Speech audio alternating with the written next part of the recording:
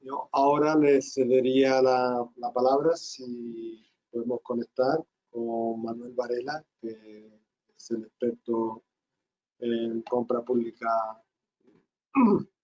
innovadora y en los procesos de consulta preliminar al mercado, para que nos haga una descripción del formulario de presentación de la propuesta. Buenos días, Manuel. Buenos días, José María.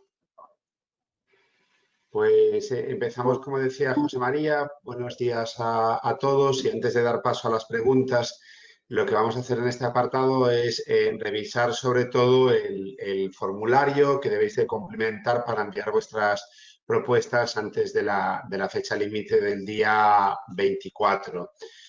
Vamos a repasar brevemente. Pues aquí el cursor. Disculpad. Ahora sí. Vamos a repasar brevemente un poquito pues, lo que ya vimos en la jornada del día 1 de la semana pasada, que es que estamos ahora empezando el proceso de consultas premiadas al mercado, y que el objetivo del proceso no es otro que recabar información, en este caso por emergencias sanitarias de Andalucía, pues todo lo necesario para preparar los pliegos de condiciones que regularán la futura compra pública de innovación, ¿no? La semana pasada os recordábamos que los procesos de consultas premiadas al mercado están regulados en la ley de contratos, en el artículo 115, y particularmente, ya lo veremos después, pues en unas bases que llevan ya publicadas desde finales de mayo, tanto en el perfil de contratante de la Junta de Andalucía como en el perfil del contratante de EPES, ¿no? Las consultas nos permiten, como ya estamos haciendo, establecer un diálogo con el mercado. De la jornada del día 1 recibimos preguntas por vuestro lado, esperamos recibirlas hoy. Y, como decíamos, pues antes del día 24 recibir también propuestas. Y, como decíamos, la consulta, se dice muchas veces, no es vinculante en el sentido de, pero no es la intención aquí, porque para eso se pide una financiación, de que no hay obligación de licitar, pero sí es vinculante en el sentido de que las conclusiones, luego veremos cuándo, que se publiquen sobre la consulta al mercado, pues deberán de ser coherentes y un anticipo de lo que va a ser el contenido del futuro pliego o los futuros pliegos de compra pública de innovación, ¿no?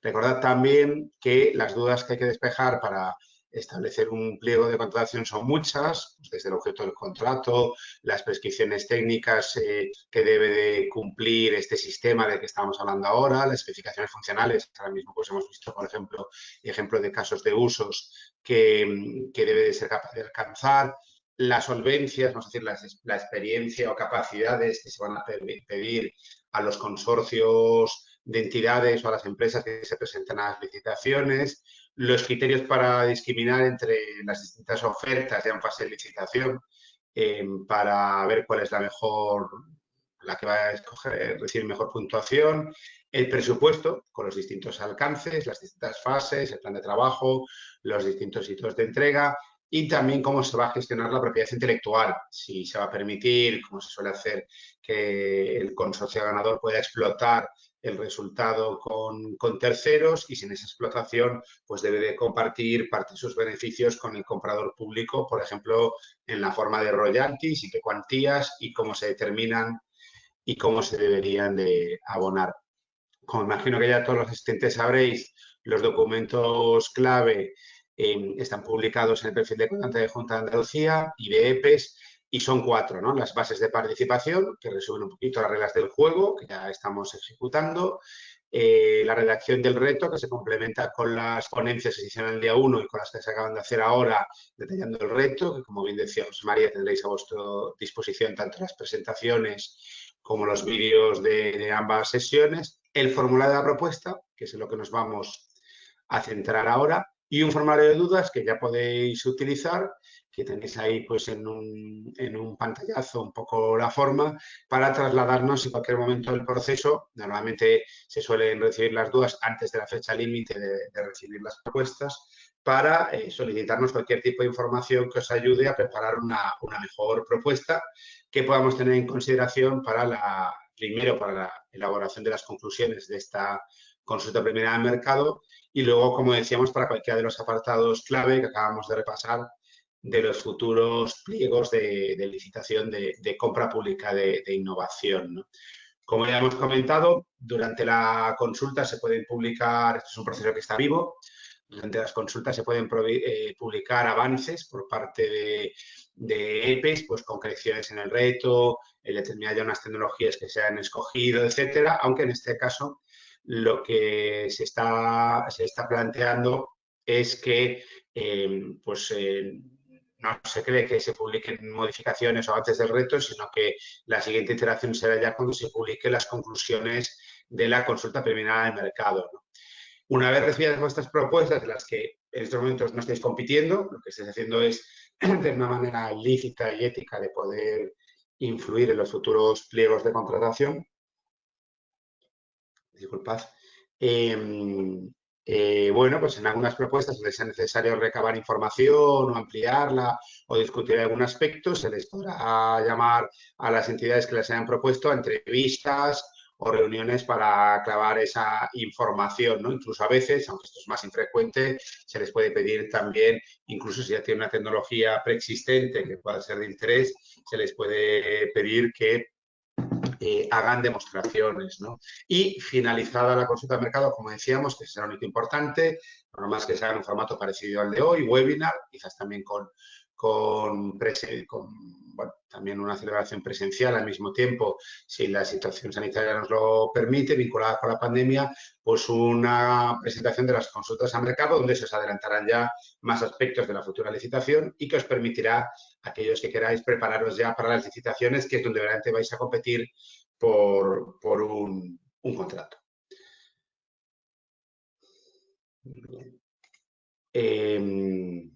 Bueno, avanzando ya, me he saltado una diapositiva, vamos hacia atrás.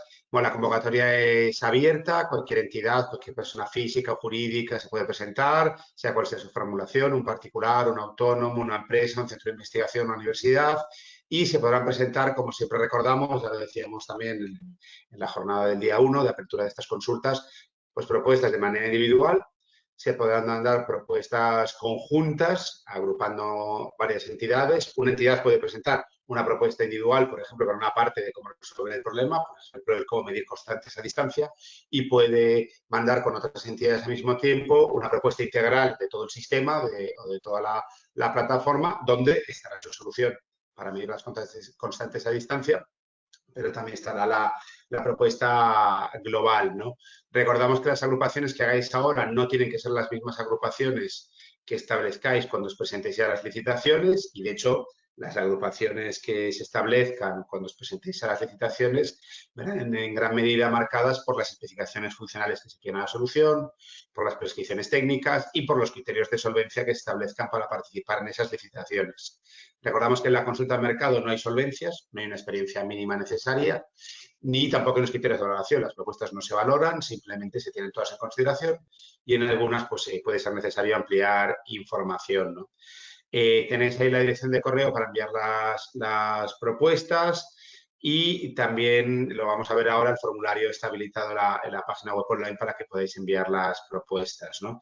Y las dudas, como decíamos, también el correo que tenéis ahí sobreimpreso, las podéis mandar a través del anexo 3 que acabamos de ver de manera rápida, ¿no? Desde todo el proceso, todas las consultas que nos vayáis haciendo, las que hubo en la jornada del día 1, las que hubo en la jornada de hoy, o las que nos irán llegando por correo electrónico, pues irán contestando y alimentando un documento de preguntas más frecuentes que irá creciendo, digamos, en longitud y que es importante que vayáis siguiendo. Por supuesto, en cuanto haya actualizaciones de la información que sean relevantes, pues todos los que habéis asistido a las distintas jornadas y talleres, pues iréis recibiendo una notificación de que se ha actualizado un documento, sin perjuicio de que es importante que estéis al día y de seguir un poco todos los avances que se producen en la página web del proyecto.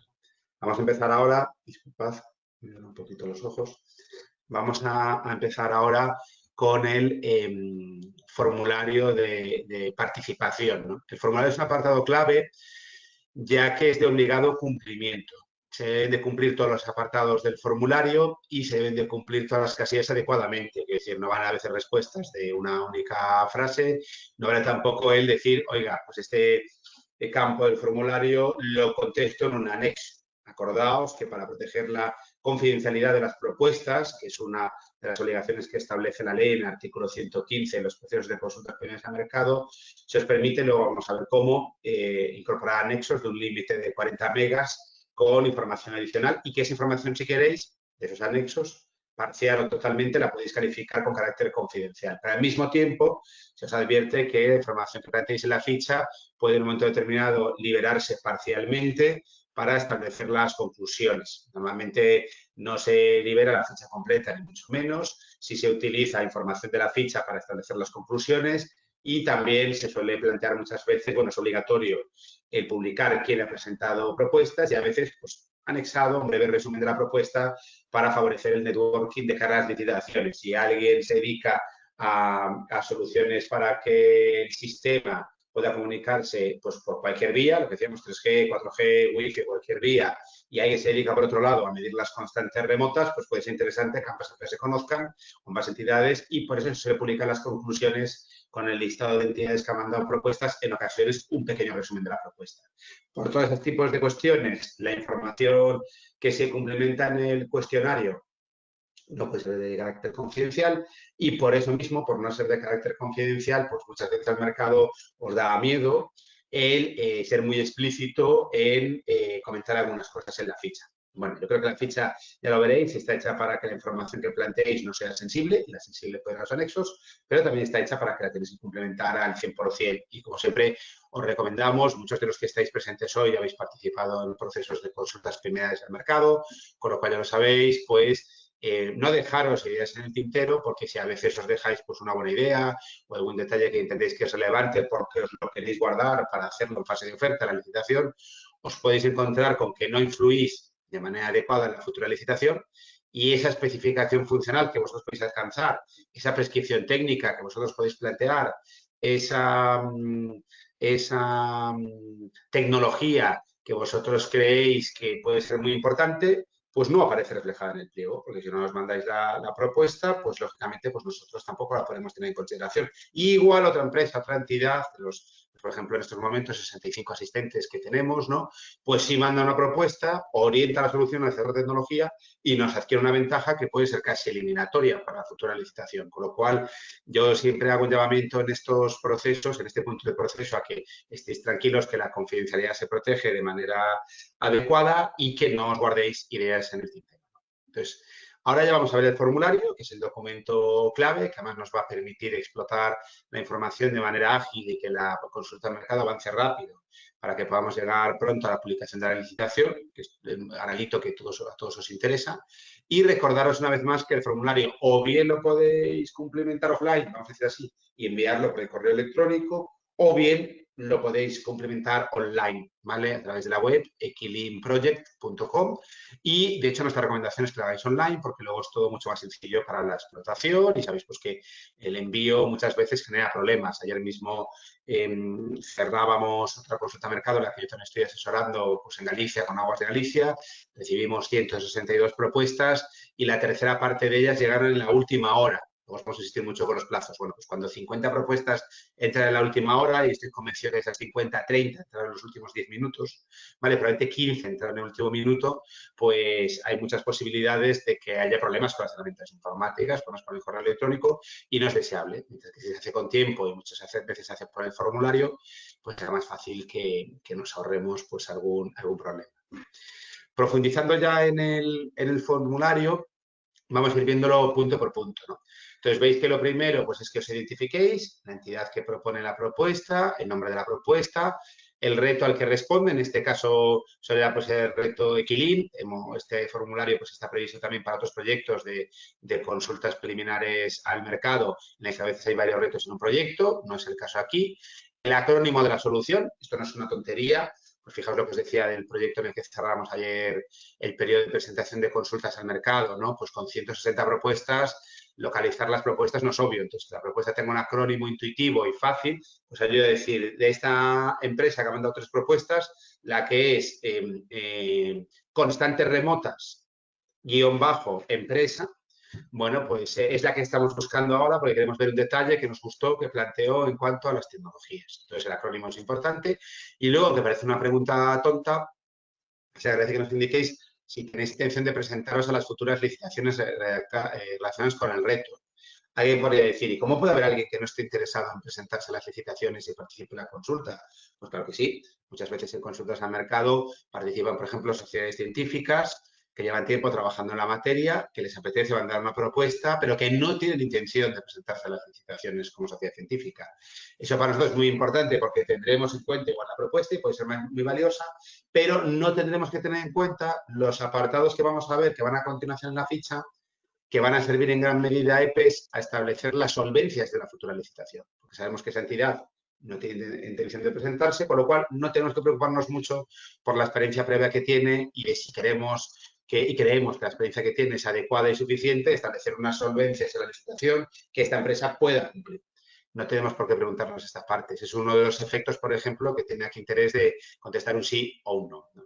Luego, bueno, si estamos hablando de una persona física y jurídica, el ámbito de actividad a través del CENAI, un pequeño resumen de las principales actividades, si es una empresa que hace I+D, si es una entidad que desarrolla tecnología, que lo que se dedica es pues, a la gestión de emergencias, por ejemplo, a la prestación de servicios. Nos puede servir mucho también para ver qué tipo de entidades deben de participar en la futura licitación, ¿no? Porque normalmente, que para nada es obligado, en compra pública e innovación suelen participar consorcios de entidades que aportan capacidades complementarias cuando los proyectos son complejos y como sin duda en el caso de Kirin estamos ante un proyecto complejo porque si no, no estaríamos en un proyecto de compra pública e innovación financiado por el Ministerio de Ciencia e Innovación y cofinanciado por la propia Junta de Andalucía.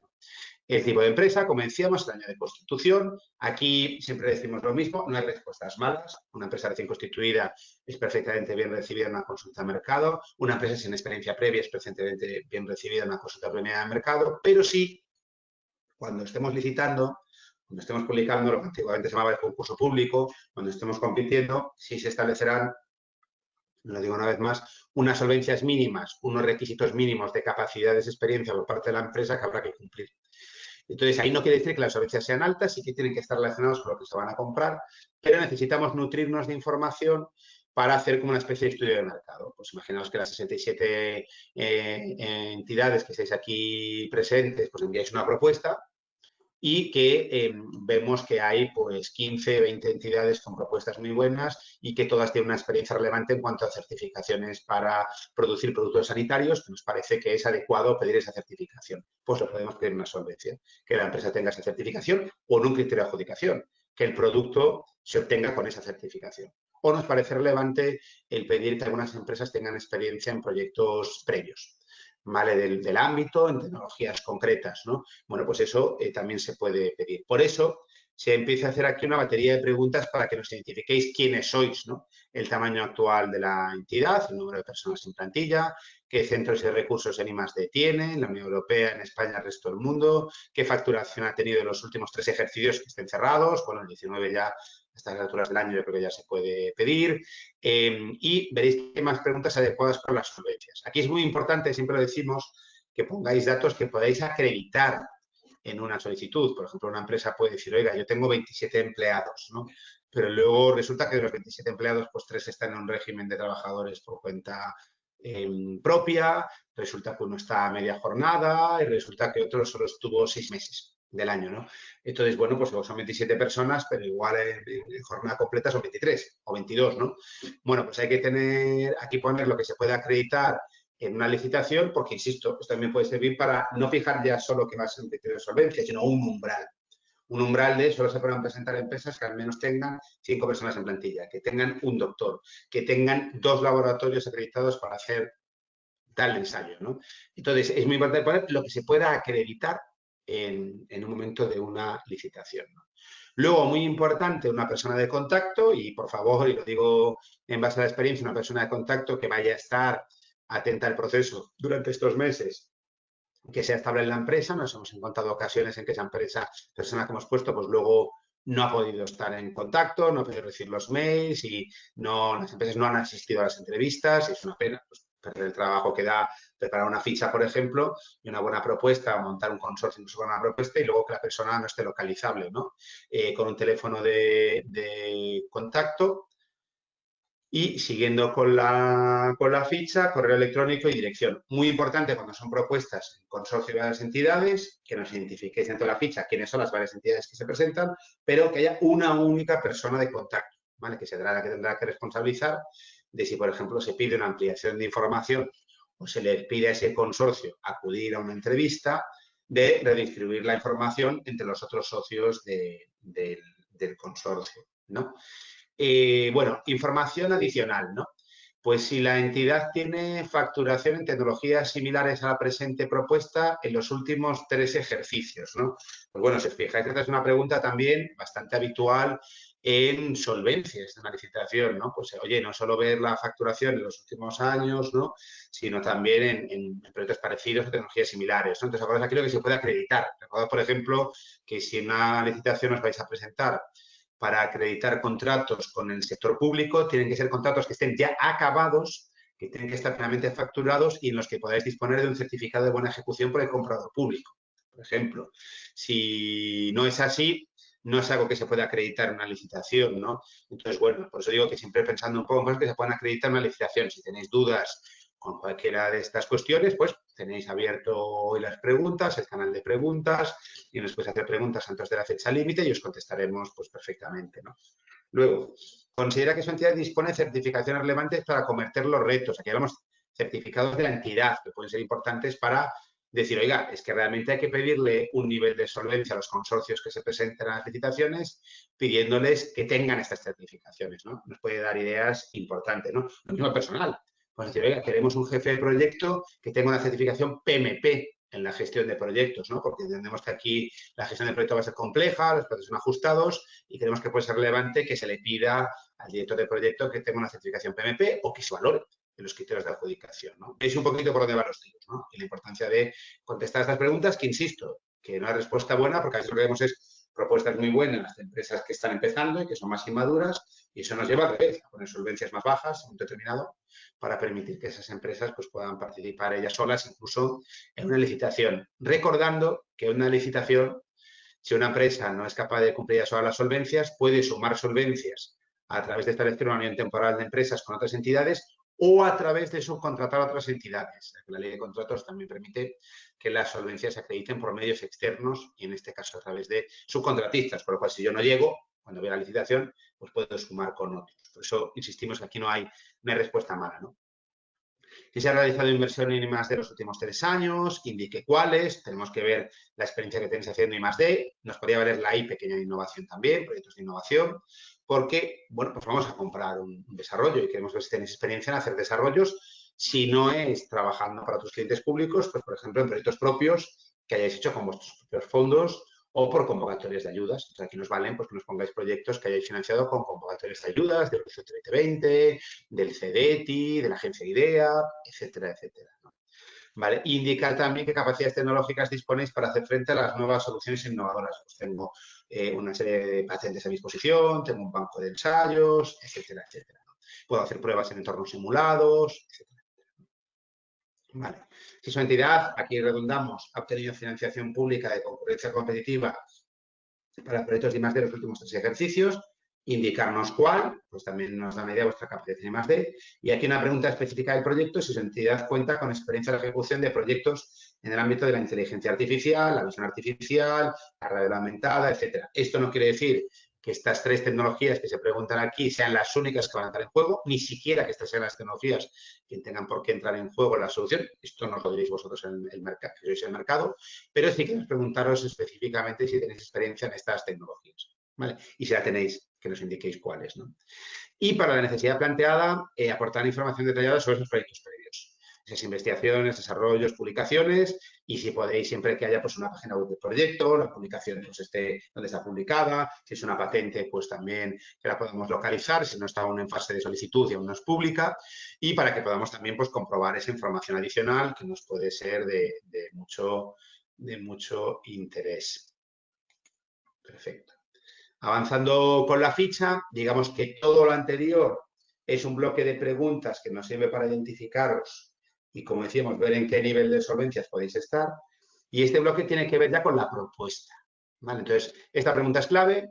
Les quedamos hasta 1250 caracteres y ponemos la palabra funcional 40 veces, para que quede claro, ¿no? Entonces pone breve resumen de la propuesta de solución, especificación funcional, descripción de la posible idea que pueda satisfacer la necesidad planteada, describa desde un enfoque funcional para proporcionar más información acerca de la idea propuesta, utilizar anexos e identificarnos en el apartado 10 del formulario. Bueno, este apartado es clave, que es donde nos empecéis a contar vuestra propuesta y, como os decíamos, este apartado, que ya no es muy largo, que son 1250 caracteres, o un extracto del mismo, puede publicarse con las conclusiones al mercado en un apartado que se suele llamar pues, catálogo de soluciones de propuestas innovadoras, en que se pongan el nombre de la entidad o del consorcio que está enviando propuestas y se ponga también este resumen de la propuesta. Y eso se hace muchas veces, como decíamos, como decía antes como un ejemplo, para favorecer el networking, ¿no?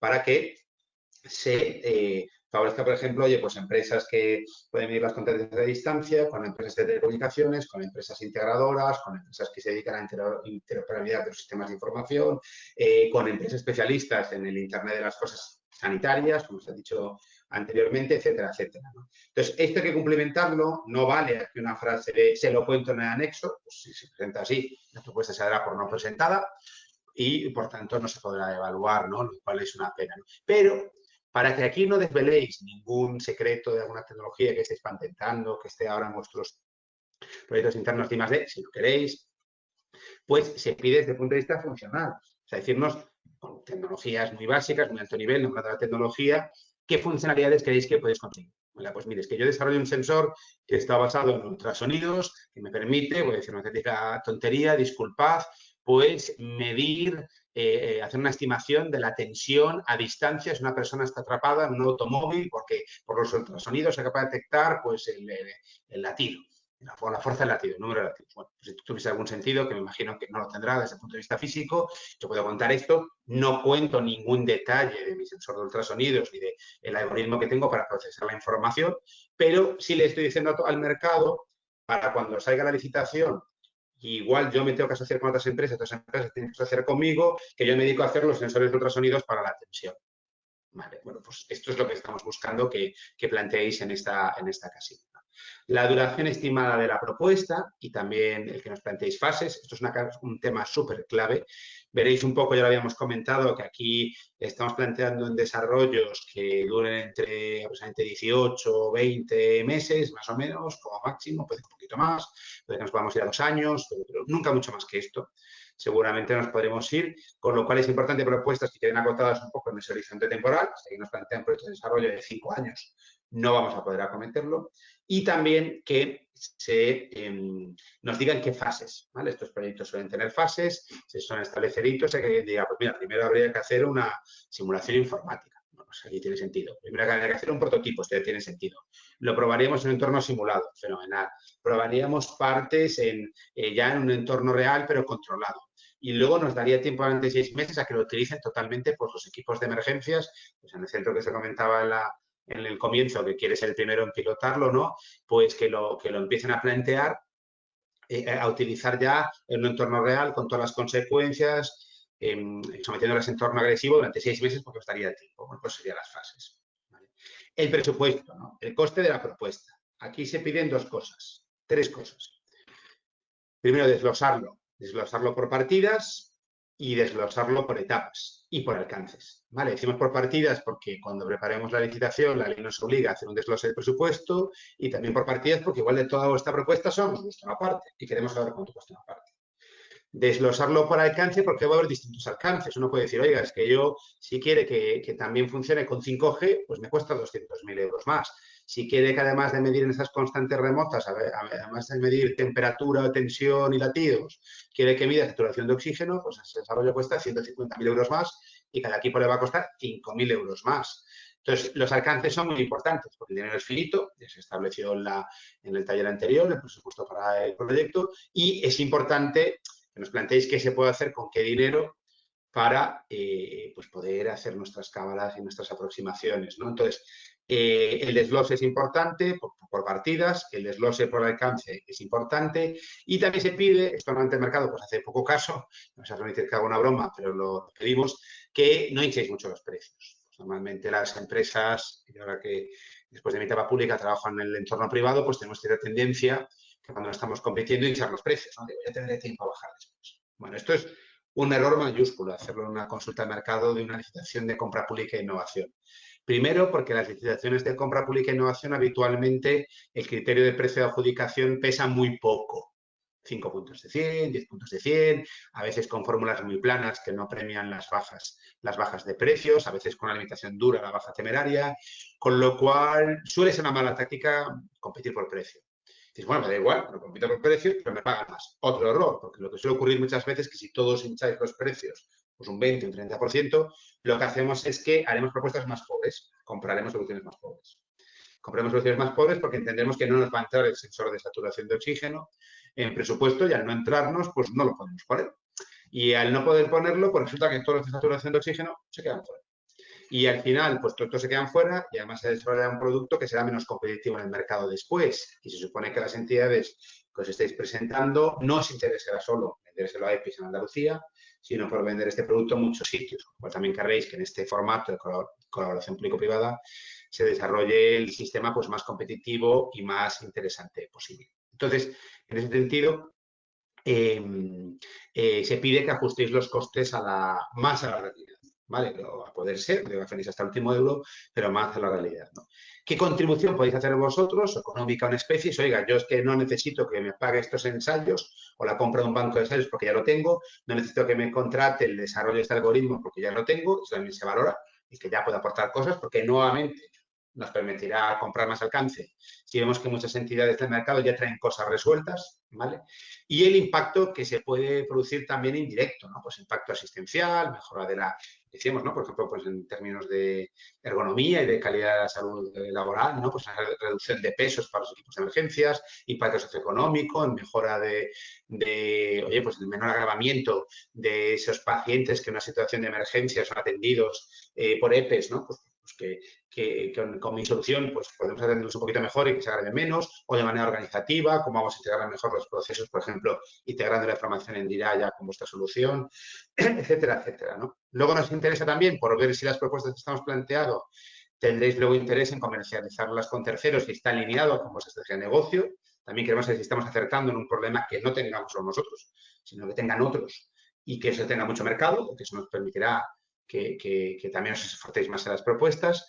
Lo que decíamos otra vez, si su entidad está interesada en participar en la licitación, si tiene experiencia en desarrollos relacionados con este proyecto, que indique cuáles y qué beneficios que va a aportar esta propuesta para otros agentes, no solamente para EPE, sino para, por ejemplo, los médicos de atención primaria, los especialistas de emergencias, para los servicios sociales, y vamos a interoperar con información, por ejemplo, de servicios sociales, para los propios pacientes, acciones de pacientes, etc., etc., etc. Vale. Luego tenemos un apartado que tiene que ver con el contenido de la máster, un apartado que tiene que ver con qué elementos de innovación vais a aportar, ¿no? Recordad que aquí estamos planteando compra pública e innovación.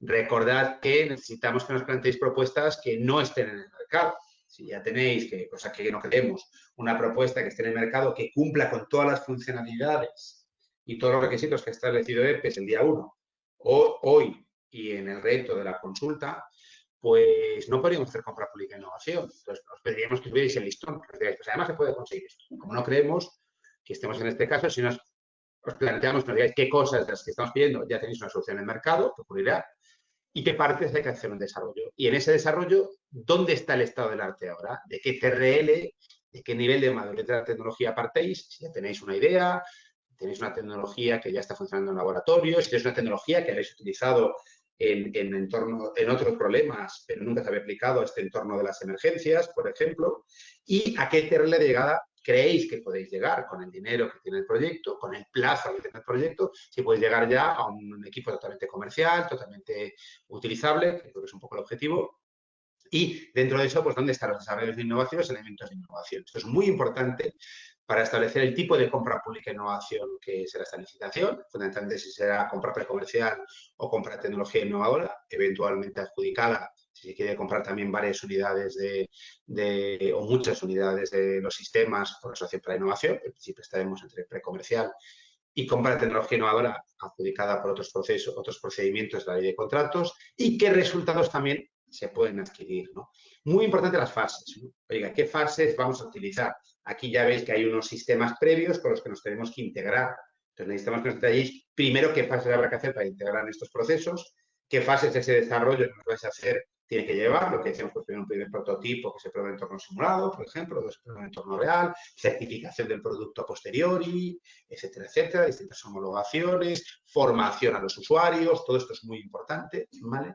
Y de manera específica, la integración pues va a ser en urgencias, en emergencias, en la UCI, ya he visto que el sistema está planteando, y la labor de EPES, como todos los sistemas de emergencia, los de salud, interoperar con muchas partes de todo el sistema sanitario público y luego con una cantidad inmensa de centros y sobre todo en un servicio de salud tan grande como es el andaluz, que es, como sabéis, el más grande de largo de España. Luego, también información relativa al despliegue. Oye, ¿qué regulaciones, qué normativa, lo hemos planteado ya varias veces, hay que cumplir? ¿Qué creéis vosotros que hay que cumplir? Si existe alguna barrera o limitación para el despliegue del producto. Oiga, yo podría hacer esto, podríamos tener una barrera con la protección de datos. O podríamos tener una barrera para utilizar este tipo de sensores que todavía no están autorizados por la Agencia de Productos Sanitarios, por decir algo, ¿no? Pues todo eso hay que identificarlo. Luego, si creen que es viable, ¿no? O si realmente estamos en un tema más de incertidumbre, más D, como sean las posibilidades de fracaso, que se podría comprar igual a través de una compra precomercial, pero si creemos que es variable, y qué características del proyecto y el alcance podría considerarse como más importantes, principales ventajas que se encuentra en la solución propuesta, qué criterios considera importante para valorar las propuestas de la solución. Bueno, 3 preguntas clave.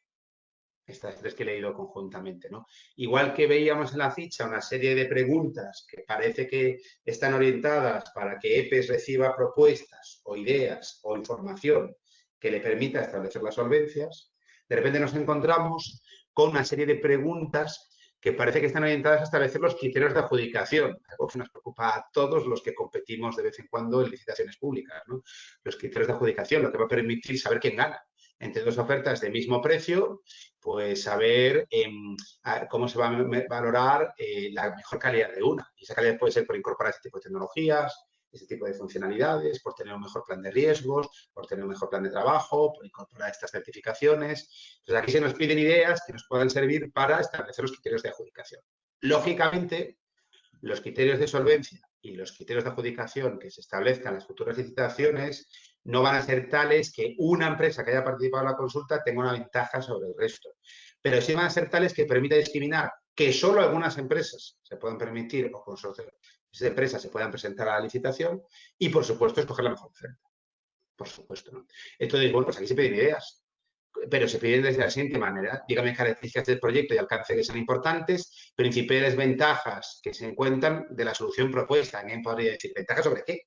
¿Ventajas comparadas con qué? Bueno, ventajas comparadas con otras propuestas que usted se imagina que se pueden estar planteando.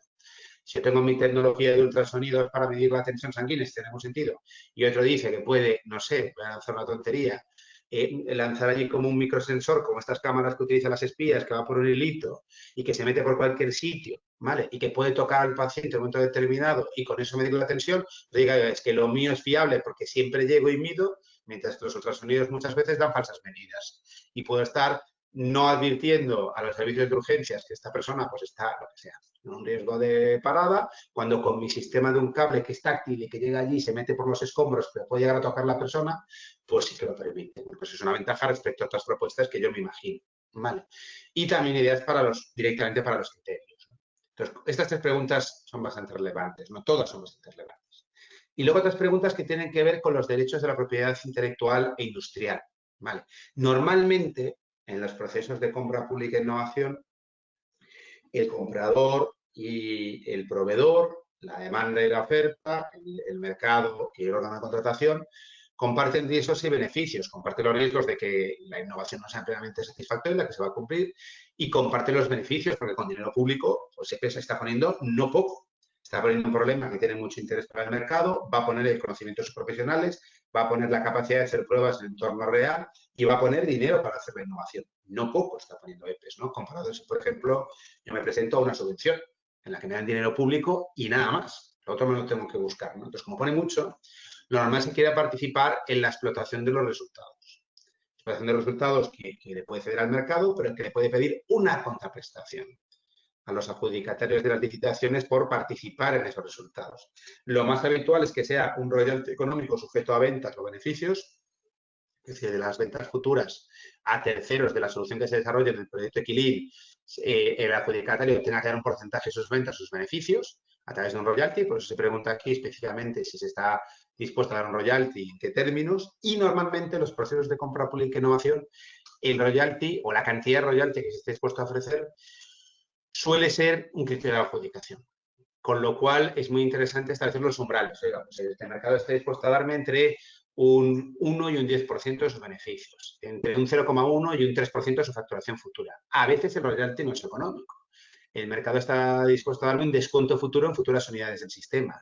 Está dispuesto a darme de manera gratuita actualizaciones, formación, mantenimiento evolutivo, colaborar, reinvertir. No está dispuesto a darme un royalty económico, pero sí a reinvertir sus futuras ventas en seguir desarrollando con EPEs otros sistemas que tengan que ver con la gestión de emergencias. Bueno, como veis, el mundo de la compartición de la público-privada, de la propiedad intelectual, tiene mucho recorrido y por eso os hacemos algunas preguntas. Si la entidad tiene limitaciones para compartir los derechos de propiedad intelectual industrial con el organismo contratante o para establecer un royalty sobre las ventas futuras, y en caso de haber respondido sí, de qué tipo son las barreras, qué porcentaje considera que podría ser compartido, qué porcentaje del precio de venta podría ser establecido como canon.